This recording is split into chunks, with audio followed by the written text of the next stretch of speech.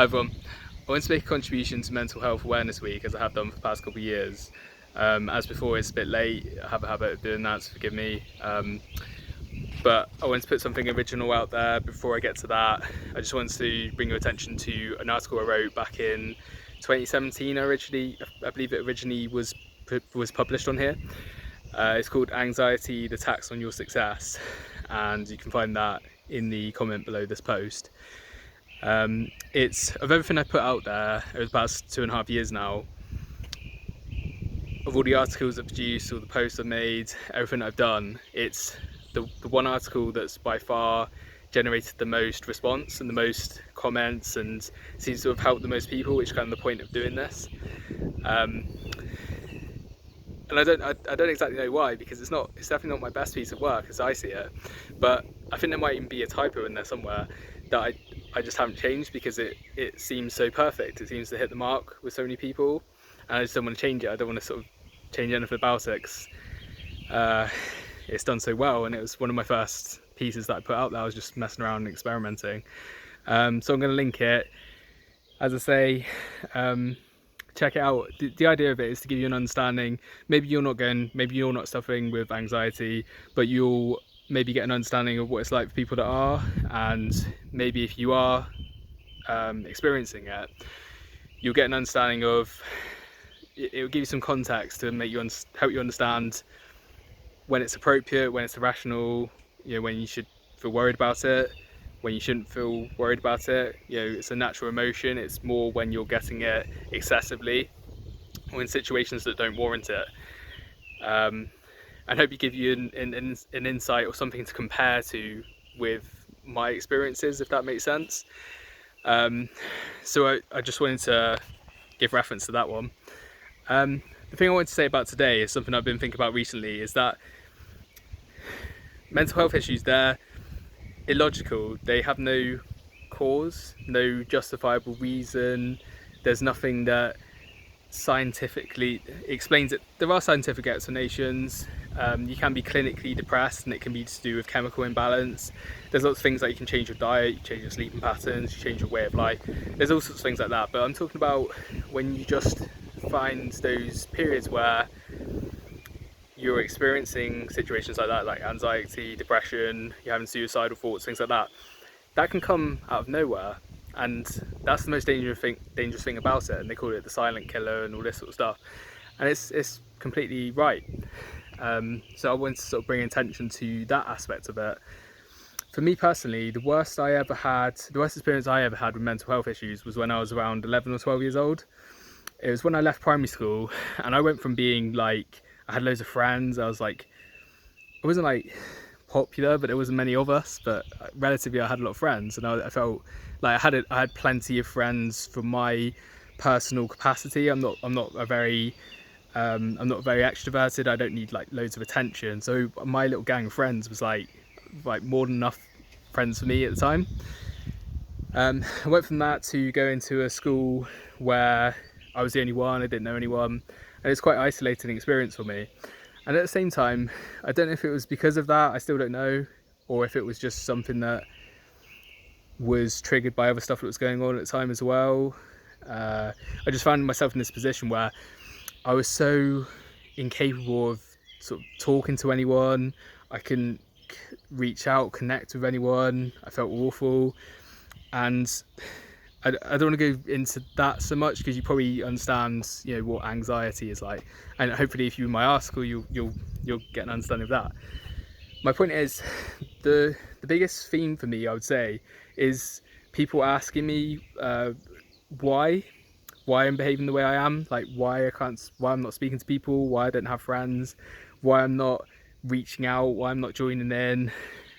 People would ask me that all the time, and this wasn't bullying. I was never bullied or anything like that. So I dread to think what it's like for people that do experience these things as a child. And bear in mind that as a child you have very little perspective, very little life experience, very little to compare to. You only have your very limited experience. You've only just come into the world really, and you've only become aware of things. And the next few years, starting at secondary school or that stage in your life, that feels like an awfully long time. Whereas you know, as you hit your sort of 30s or so, 5 years doesn't seem that much of that big a deal, but 12 years old, relative to that's a lot. You know, if you've only been alive for 12 years of your life, 5 years is almost like living half your life, if that makes sense. So proportionally, it is a long time, and it's hard to put that into perspective and just think, oh, it'll be over in a few years' time. I've only got to stick this for a few years, and I can get on with my adulthood and get on with it. It's difficult to rationalise things that way. So anyway, getting back to where I was in a position where you're sort of dealing with this issue, and you're trying to sort of keep your own head above water, but you're also being not really attacked, but you're being sort of questioned and quizzed and asked why. And to me, that's what I mean. It's not logical. It isn't a matter of just, oh, you just change part of the equation and you'll feel better. You know, modify your diet, or get better sleep and things like that. It can be that, and they're things to tick off the list. But for me, it wasn't anything to do with anything like that at all. I had no idea why. And the worst part of it is, because at the time I had no way of coping with it. It was completely new to me, and I didn't know how to deal with it. And this was at a time when you couldn't say, oh, I'm suffering with anxiety, or I have a mental health issue, or something like that. People didn't speak about it. This is only like 2003, 2004. It wasn't spoke about in the same way. So it's good that I think we understand it a lot more now these days, and especially with things like Mental Health Awareness Week. They're all good things that are helping this cause. But at the time, I'm trying to say, I don't know what I'm doing. You're sort of being questioned for everything about your personality seems to be wrong, and people are asking why are you like that. And it's like I don't know. And the worst of it as well is, because at the time, like I say, I had no way of coping with it. I couldn't even barely speak, and my throat would close up, and I couldn't project my voice, and I'd be shaking, I'd be sweating, I'd be covered in sweat. I described this in my article. I'd be very sort of jittery. I'd feel very closed in and feel like I was carrying a lot of weight, and I couldn't breathe, and I was really constricted and things like that. So I'm trying to just operate as a normal functioning member of the school. I'm trying to just go about my life, and people are just asking me like why. I'm like, I don't know, like you know what I mean. Like in all seriousness, it's trying to explain yourself when you can't even really speak, and you're feeling this awful way.